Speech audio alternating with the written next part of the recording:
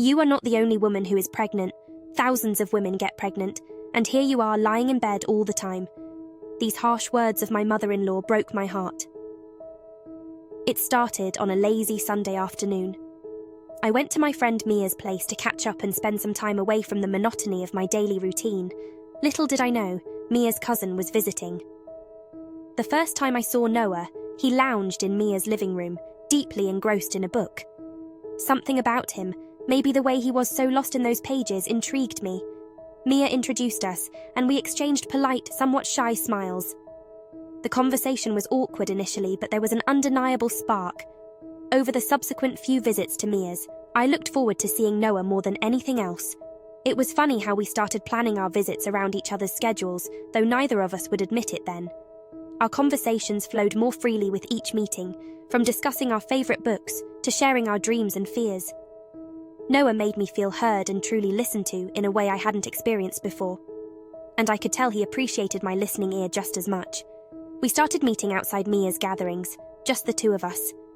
Coffee dates turned into long walks, which turned into dinner dates. It was a slow but beautiful progression, from acquaintances to friends and something more. Each meeting with Noah felt like a step closer to something significant. I got lost in our conversations, eagerly anticipating our next meeting. It wasn't long before we both realized that what we had was rare and worth exploring. Looking back, I'm grateful for those casual visits to Mia's house. They led me to the love of my life. Marrying Noah wasn't just about uniting with the love of my life. It was a journey marked by unexpected challenges and heartwarming resolutions. Our path to marriage, as you might guess, wasn't straightforward. It was as if fate decided to test our resolve every step of the way, starting with Noah's mum, Mrs. Henderson. From the get-go, Mrs. Henderson was skeptical about our relationship. She had this picture-perfect idea of who Noah should marry, and I apparently wasn't it. Despite Noah's assurances and our apparent love for each other, she remained unconvinced, fearing I wouldn't fit into their family dynamics or uphold their traditions.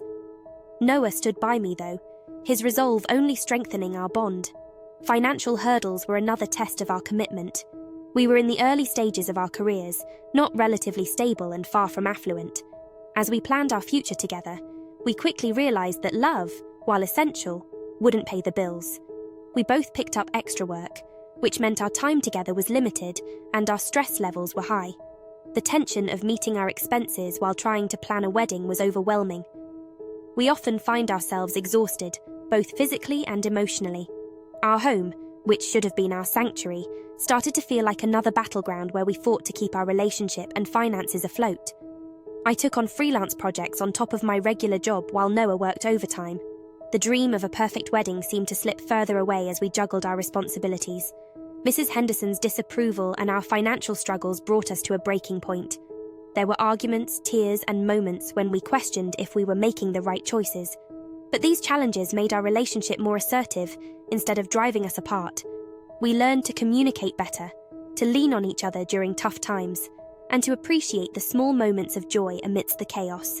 After much discussion and soul-searching, we decided to have a small, intimate wedding. It wasn't the grand affair we had initially envisioned, but it was perfect for us. Surrounded by a close circle of friends and family, we exchanged vows with promises of enduring love and support, regardless of what life threw our way. In a surprising turn, Mrs. Henderson's attitude began to soften as she saw the lengths we were willing to go to be together and support each other. Perhaps it was our determination, or the simple, undeniable love we shared, but she started to open up, offering her help and, eventually, her blessing. Our wedding day, while not lavish, was filled with genuine laughter, love, and a sense of accomplishment. We had weathered the storm together, proving our bond was strong enough to withstand external pressures and personal trials. Looking back, those early challenges laid a solid foundation for our marriage. They taught us the importance of teamwork, communication, and never losing sight of what truly matters: our love for each other. The day when the tension between Mrs. Henderson and me reached its boiling point remains vivid in my memory, a testament to the strength and resilience required to navigate family dynamics, especially with in-laws. It was a regular evening. Noah was late from work, and I had spent most of my day juggling between my job and household chores, trying to make the house feel like a home. Mrs. Henderson decided to visit unannounced. Her visits were always stressful for me, but they became the catalyst for an inevitable confrontation that day. As I welcomed her into our home, her eyes quickly scanned the living room, her gaze lingering on a pile of unsorted mail and a few dishes in the sink. The air was thick with unspoken criticism. She started, her voice dripping with disapproval. "I see you're still letting the house go. Noah deserves better than coming home to this." Her gesture encompassed everything she found lacking. Exhausted and on edge, I couldn't hold back. "Mrs. Henderson, I'm doing the best I can," I said, my voice steadier than I felt. "I work too, and I'm trying to balance everything. Maybe if you offered help instead of criticism, you'd see how hard I'm trying." Her response was sharp, a verbal jab meant to wound. "A good wife knows how to keep her home," she retorted, implying that I was failing in my role. The bitterness in her words stung, igniting a fire within me. Being a good wife doesn't mean sacrificing my well-being. Noah and I are partners, we support each other. It's not just my job to keep the house or make him happy. We share those responsibilities. The air between us crackled with tension, our exchanged words hanging heavy. At that moment, it felt like we were at an impasse, unable to see eye to eye on what it meant to be a part of this family. It was a bitter exchange that left both of us wounded in ways we hadn't anticipated. But, as painful as it was, it also opened the door for much-needed conversations about respect, boundaries, and understanding. Looking back, that confrontation was a turning point, paving the way for a gradual, albeit grudging, mutual respect. The situation with Mrs. Henderson took a new turn when she decided to take her complaints about me to Noah.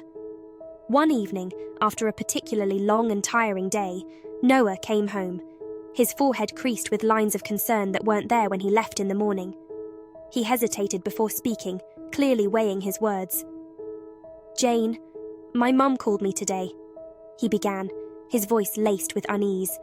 "She's concerned about how things are at home.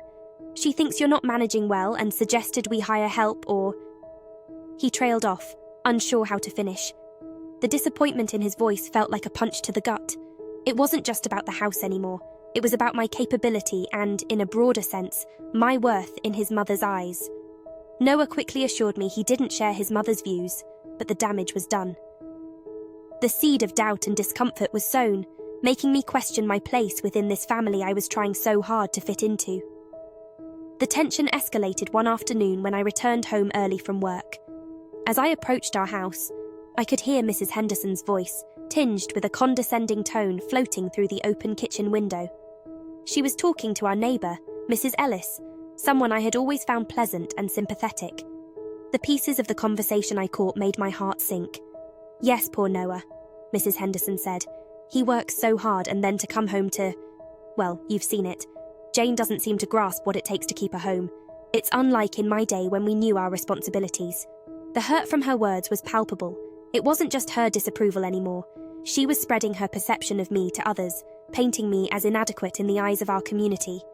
It felt like an invasion, not just of my privacy, but of my efforts and struggles to balance everything in my life. Hearing Mrs. Henderson belittle me to a neighbour was a moment of revelation. It made me realise that seeking her approval was a losing battle. It wasn't about the house or my efforts to be a good wife, but about her refusal to see me as a worthy part of the family. That evening, I talked to Noah about what I had overheard. It was a difficult conversation, filled with emotions and tears, but it also brought us closer together. Noah understood the gravity of the situation, and it strengthened his resolve to stand by me to shield our little family from negative influences, even if they came from his mother. This ordeal wasn't just a hurdle in our marriage, but a turning point. It taught us the importance of unity and communication, showing us that we could weather any storm together, even those stirred by the closest family. In an earnest attempt to ease the constant tension and perhaps win over Mrs. Henderson's approval, I decided to double down on my efforts around the house. I started organising, cleaning, and cooking with a new dedication. The idea was simple. If I could show her how much I cared about our home and her son's comfort, maybe, just maybe, we could find some common ground. But then, life threw us a beautiful curveball. I found out I was pregnant. The joy Noah and I felt was indescribable. We were going to be parents, and amid the excitement, I couldn't help but hope this new chapter would bring our family closer together, including Mrs. Henderson. However, the reality was far from what I had hoped for. The pregnancy was tough right from the start. Morning sickness was an all-day affair. Fatigue clung to me like a second skin. Despite this, I kept pushing myself, believing that a spotless house and a warm dinner on the table every night might soften Mrs. Henderson's stance toward me. Yet neither Noah nor his mother seemed to notice the extra strain I was putting myself under. Noah was wrapped up in his work, trying his best to provide for our growing family and Mrs. Henderson, and she remained as critical as ever. My efforts at home were met with the same scrutiny, her comments often disregarding the physical toll the pregnancy was taking on me. "In my time, we did all this and more without complaint," she would say, her words minimizing my struggle. One evening, as I stood over the stove, battling waves of nausea while trying to finish cooking dinner before Noah came home, it hit me. No amount of effort on my part was going to change Mrs. Henderson's view of me. It was a heartbreaking realization that left me feeling more isolated than ever. My health and well-being were taking a back seat to an impossible standard I had set for myself, all hoping to gain approval that would never come. It was during one harrowing night, as I lay awake, unable to find a comfortable position for my aching body, that Noah saw me in tears. The facade I had been trying to maintain crumbled, and I shared everything with him. The physical pain, the emotional toll, and the loneliness I felt in our home. It was a raw, vulnerable moment that finally opened Noah's eyes to the reality of our situation. The next day, we marked a turning point in our household. Noah sat down with his mother and me, and for the first time, we had an open and honest conversation about expectations, health, and family. He made it clear that my well-being and the health of our unborn child were our top priorities, not the immaculate state of our home or the opinions of others. Gradually, things began to change. Noah took on more responsibilities around the house, and even Mrs. Henderson started to offer her help, albeit reluctantly at first. It was as if acknowledging my limits out loud had given us all permission to reset our priorities and focus on what truly mattered, our family's health and happiness. This period, it taught us invaluable lessons about the importance of communication, understanding, and support within a family. It was a difficult journey, but it led us to a better experience and a stronger bond, not just as a couple but as a family navigating life's challenges together.